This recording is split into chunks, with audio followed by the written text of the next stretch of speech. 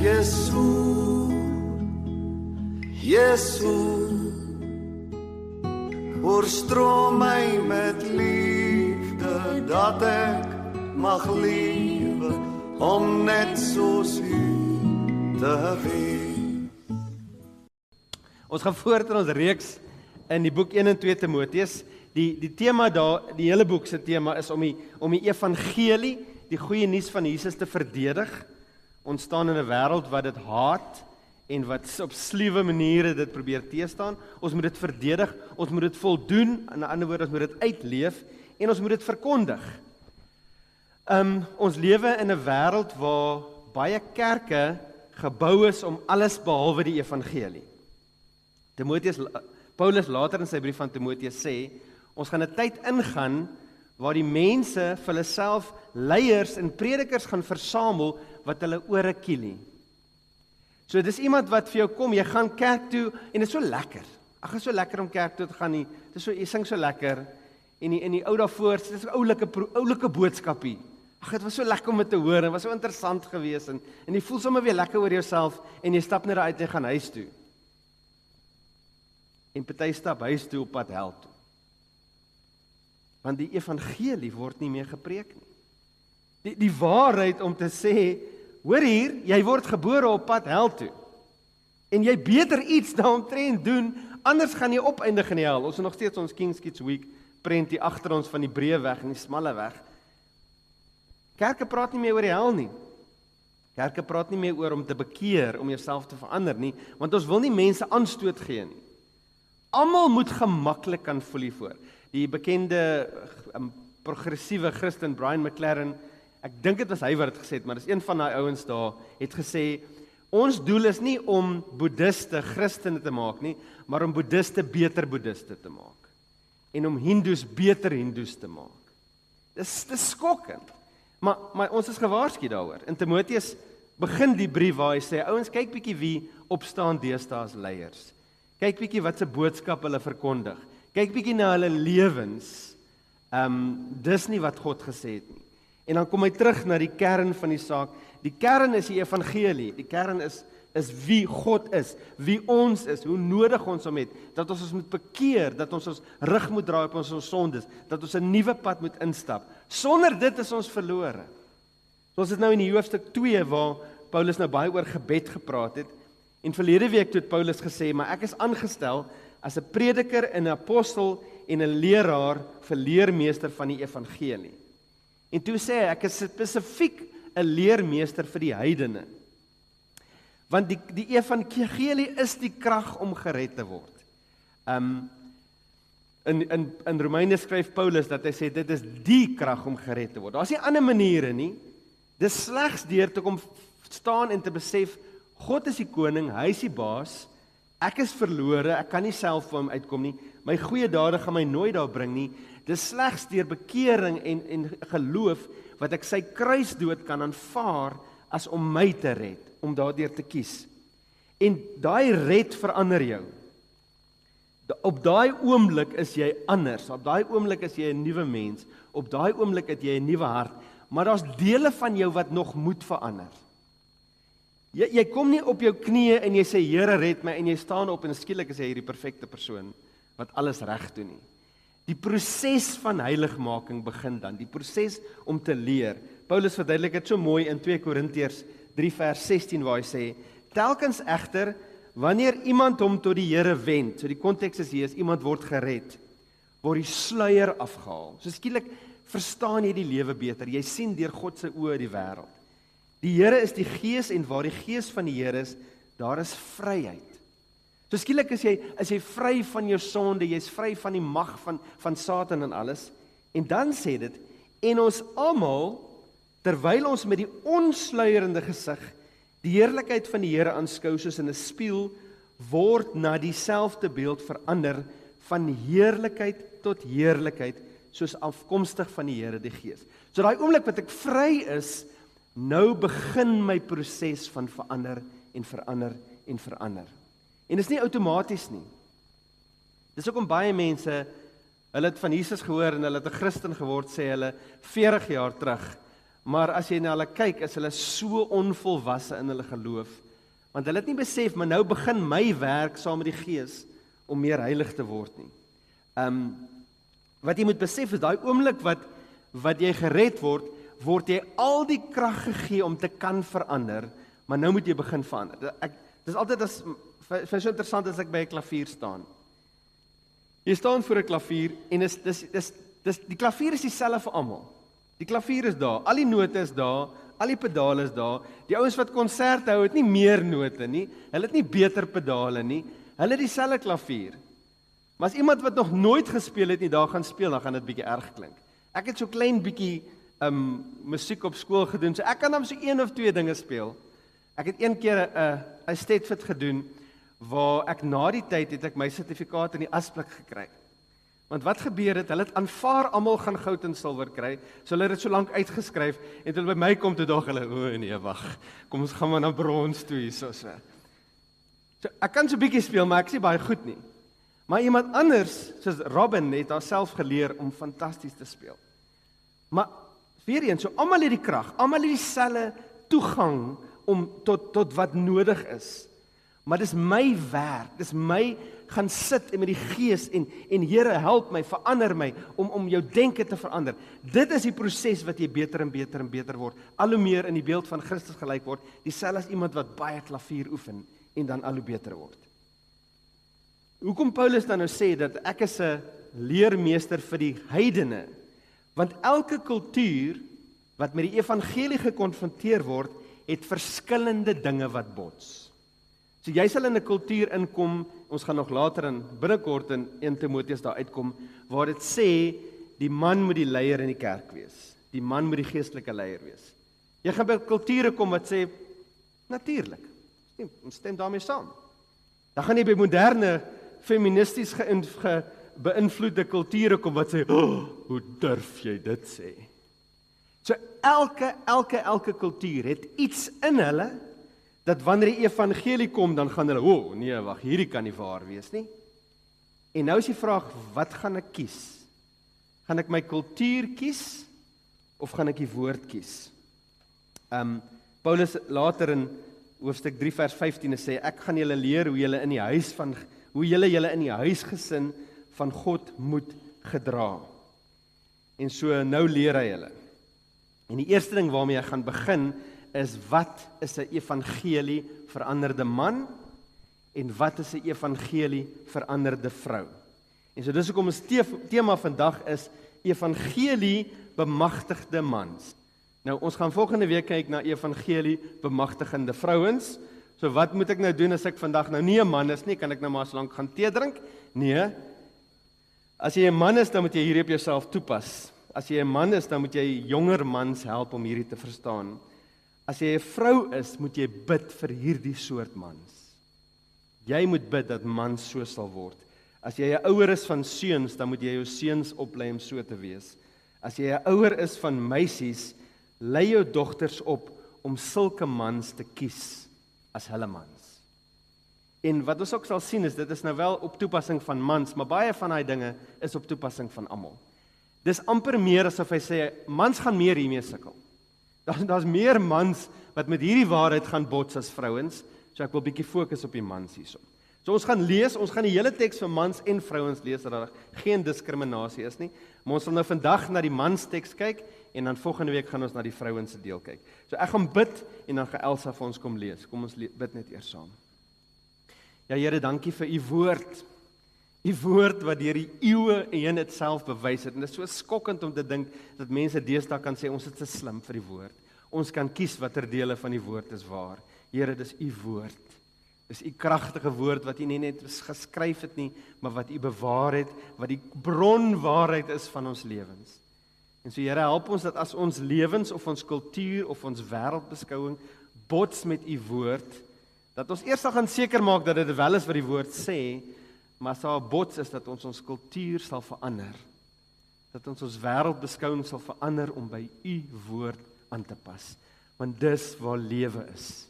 Dis waar hoop is, dis waar krag is. So ons bid al hierdie dinge, Here, in die wonderlike naam van Jesus. Amen. Dankie Elsa, gaan vir ons kom lees 1 Timoteus 2, ons gaan lees van vers 8 tot vers 10.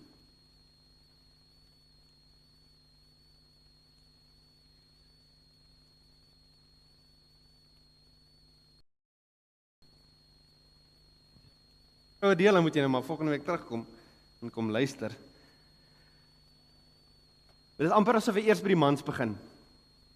Om vir die mans te sê, dit is nie jou werk om die vrouens uit te sorteer nie. Dit is jou werk om jouself uit te sorteer.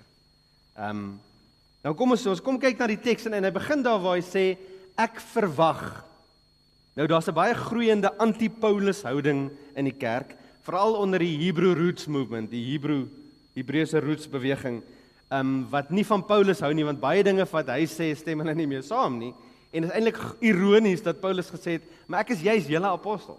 Ek is juis die heidenisse apostel. Julle moet juis vir my luister, nie my verwerp nie. Maar as Paulus hierso sê, ek verwag, dan kom dit nie uit die konteks van ek Paulus as mens verwag hierdie van julle, so julle kan kies of julle daarna wil luister of nie. Dit kom uit die konteks van die vorige vers. Ek is aangestel deur God as 'n apostel en 'n prediker en 'n leermeester. Julle moet luister want ek leer vir julle wat God wil hê. Heilige Gees geïnspireer. En dan noem hy 6 eienskappe van 'n evangelie bemagtigde man. Die eerste eienskap daar is dat hulle sal bid.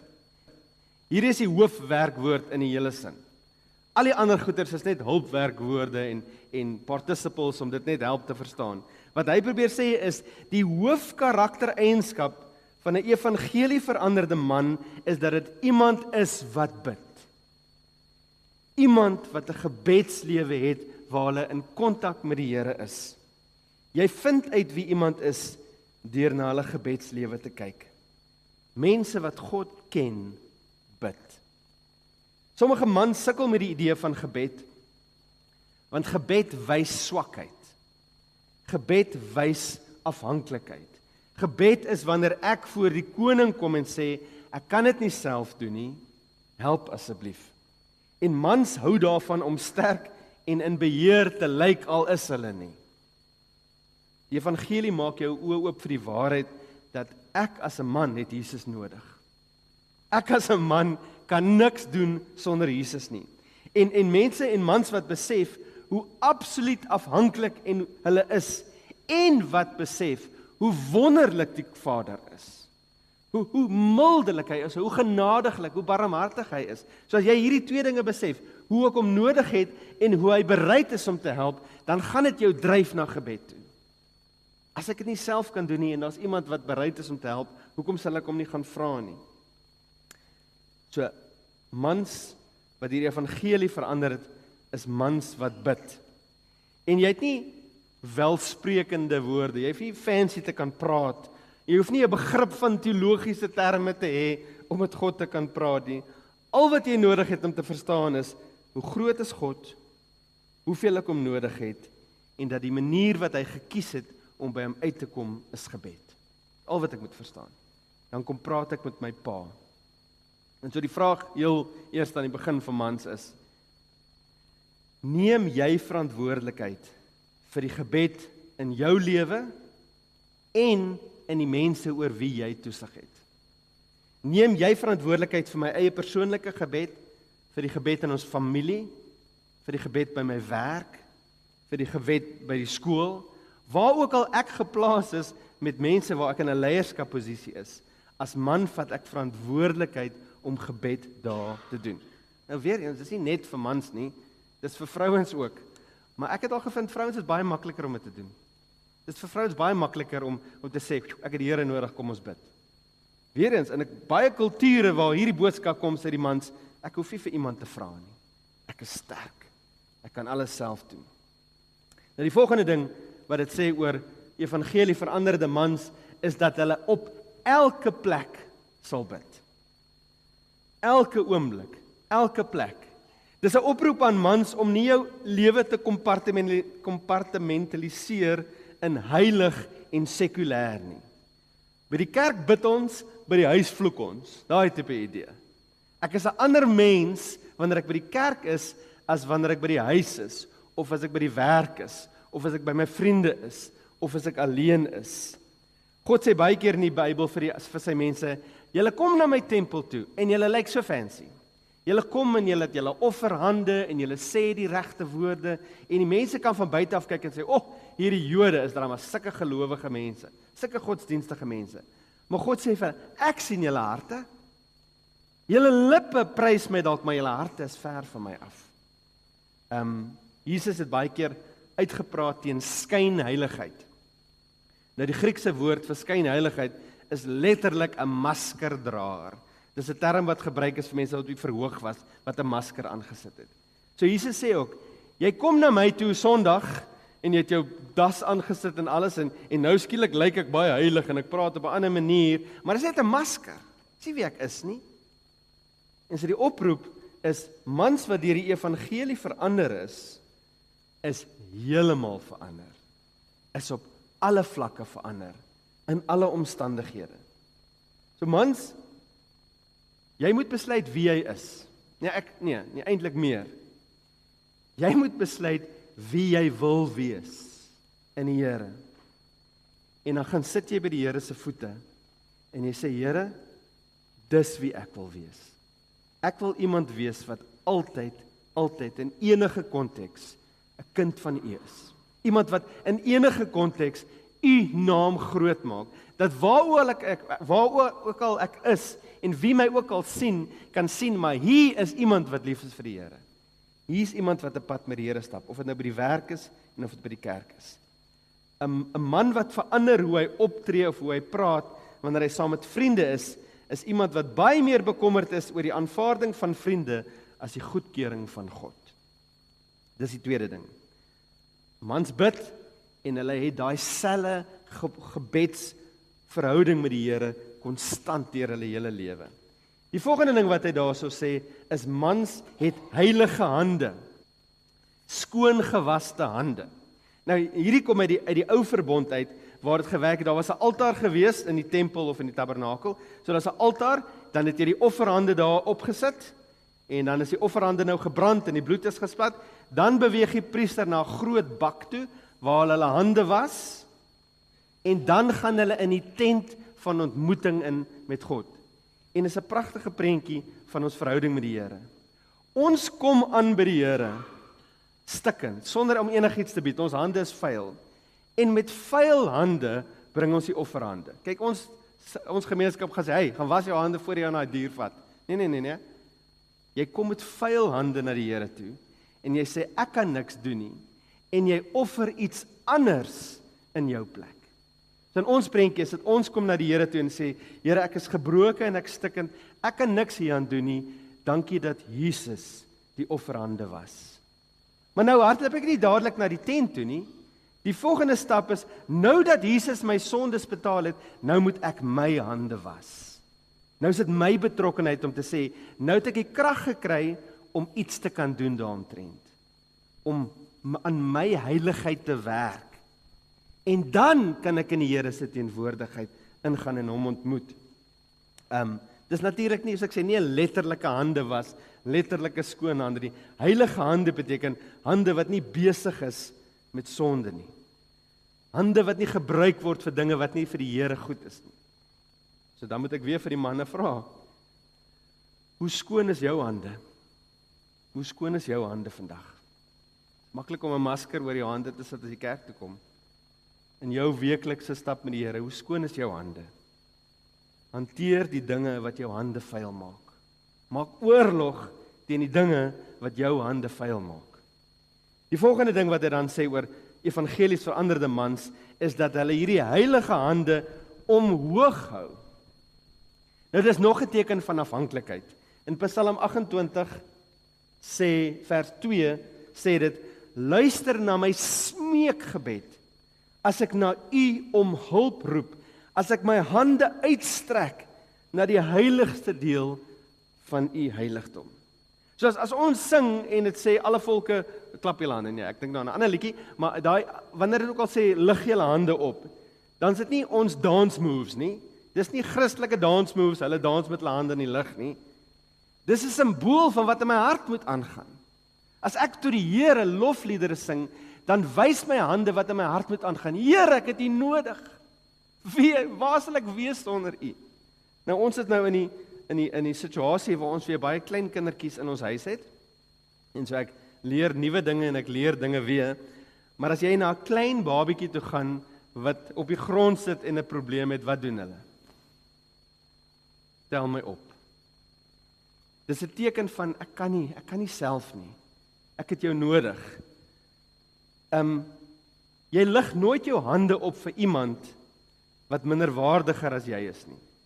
Ek meen, stel jou voor jy gaan na jou baas toe om vir 'n verhoging te vra en hy sê, "Goed, maar tel my eers op." Dis weird. Dis altyd 'n teken van ek kan nie self nie. Here, ek het my hande gewas. Van my kant af het ek alles gedoen wat ek moet. Ek is nog steeds nie reg vir U nie, want ek kan nie myself regmaak nie. Maar Here, ek kies om reg te wil wees vir U en ek kies om afhanklik van U te wees. Ons wêreld het sulke mans nodig. Ons wêreld het mans nodig wat sterk is in hulle nederigheid. Wat sterk is in hulle afhanklikheid van God. So mans, het jy al jou trots hanteer? Is jy bekend vir jou nederigheid? Evangelie verander mans, ware verandering om nederig te word. Om minder te word. Nie selfbejammering nie. Sterk in my afhanklikheid van God. Die volgende ding wat hy dan nou daarso noem, is hande omhoog sonder woede. Die volgende karaktereienskap van die evangelie bemagtige man is dat hulle beheer het oor hulle emosies. Hulle emosies regeer hulle nie. Dit sê nie, laat gaan jou emosies nie. Dit sê nie, moet sonder emosies wees nie. As God nie emosies wou gehad het nie, dan sou hy ons sakrekenaars gemaak het. Maar 'n man wat deur die evangelie verander het, het beheer oor sy emosies. So sy emosies stuur hom na die goeie dinge toe, nie na die kwaad of die bose nie. En een van die grootste emosies waarmee 'n mans worstel is woede. Woede. Woede op sigself is nie boos nie.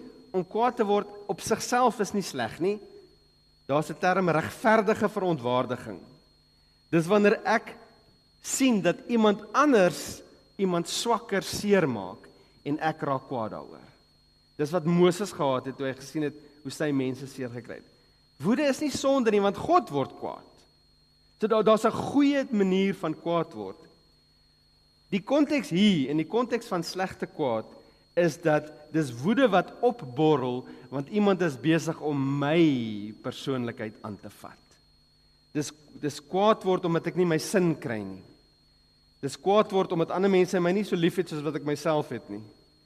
Dis kwaad word omdat iemand anders dit waag om my opinies en my wysheid uit te daag. Met ander woorde, dis wanneer iemand die sagte borrel van jou selfgeskepte koninkryk begin pouk. Hoe durf jy my aanvat as 'n man? Ek weet wie ek is sterk. En dan woede bors uit. Nou daar's baie redes hoekom mans met woede sukkel. By baie is dit vrees. Jy het vrees in die lewe en jy weet nie om dit te oorwin nie, dan word jy kwaad.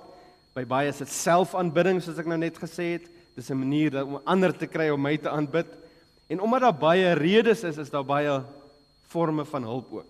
So as jy as 'n man of as 'n vrou sukkel met woede, hierdie is 'n baie goeie boek. Anger and Stress Management God's Way van Wayne Mack. Dis 'n boek wat vir jou sê wat sê die Bybel daaroor, nie wat sê Wayne Mack daaroor nie. Wayne Mack gee vir jou al die Bybeltekste om jou te help verstaan hoekom is ek kwaad? Hoekom sukkel ek met woede en hoe kry ek hulp daarvoor? Okay, dan die laaste eienskap wat hy hierso gee is dat hulle is sonder rusie. So woede is die sonde in my. Rusie is wanneer daai sonde uitborrel en teen iemand anders bots. Die woord hierso beteken dis 'n stryd oor meningsverskille.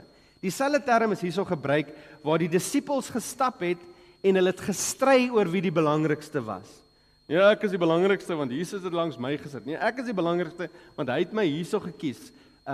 Daai stry oor meningsverskille.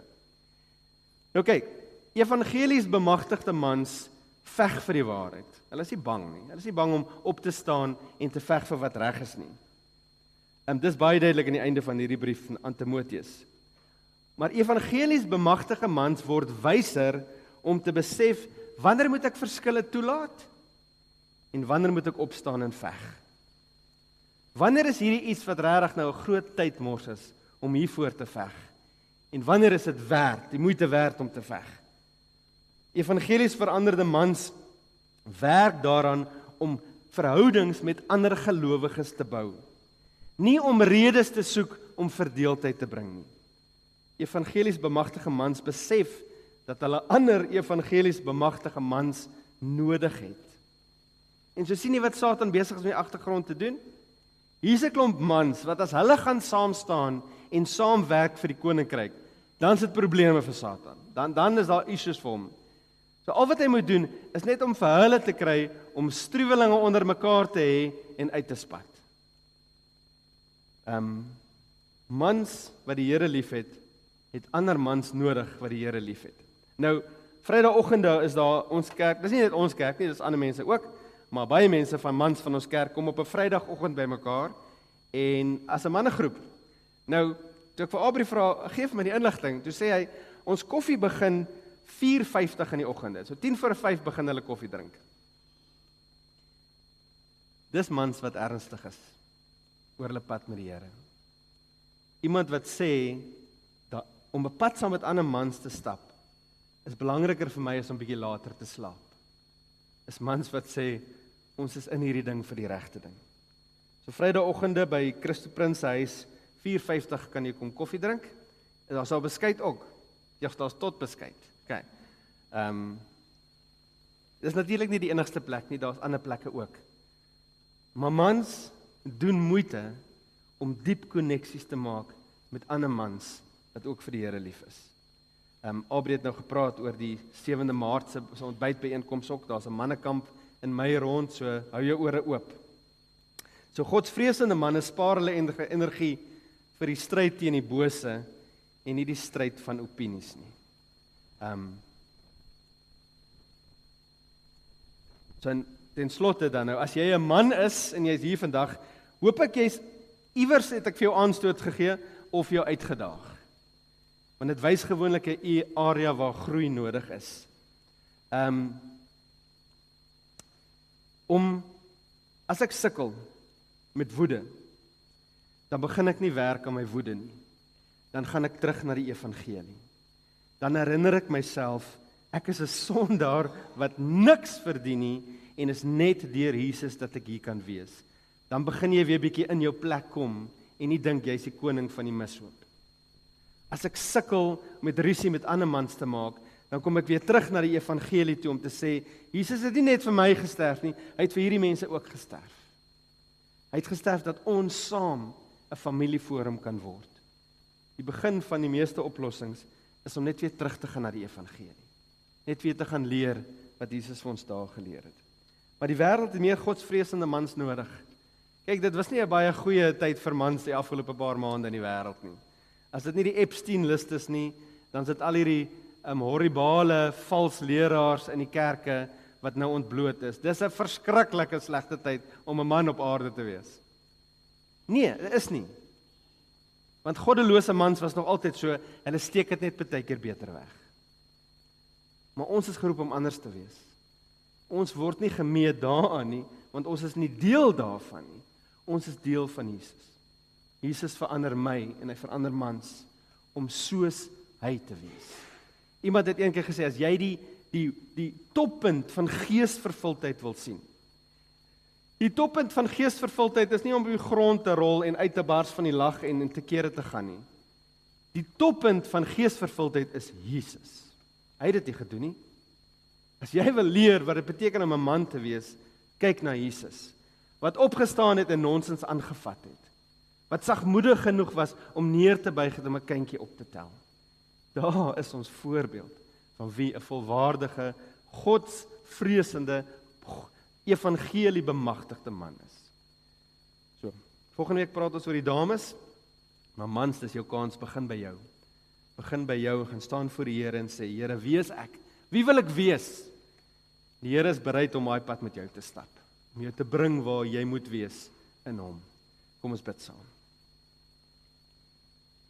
Ja, Hemelse Vader, dankie vir hierdie lering wat vir ons weer net herinner dat u definisie van man is soveel anders as wat die wêreld sê. Die wêreld sê dis moet iemand wees wat voorstaan en voorveg en u voorbeeld is soveel anders. Dis 'n man wat afhanklik is en wat opstaan vir wat reg is en wat met sy eie nonsens besig is om dit te hanteer en dit beter te maak. So Here, ek wil eerstens bid vir mans in ons kerk, vir mans in die kerke in Suid-Afrika en wêreldwyd dat ons sal opstaan en word wie u ons gemaak het om te wees. Here, dan wil ek ook bid vir jong vrouens. Here, vir die wat nog man soek, dat hulle nie na die wêreldse definisie kyk van waar hulle 'n man moet kry nie. Maar dat hulle ook hulle geestelike oë oop sal gaan om te sien wie is die man wat na u hart verander word en om so iemand te kies. Here, dankie dat u evangelie elke aspek van ons lewe aanvat. Maar dankie vir die evangelie. Dankie Jesus dat u aan die kruis gesterf het, sodat daar hoop vir ons is, dat daar verandering in ons is, dat die prys betaal is, dat ons nou kan die werk doen om ons eie hande skoon te maak deur die krag van die Gees, om meer en meer aan die beeld van Christus gelyk te word. Ons bid dit alles in die wonderlike naam van Jesus. Amen.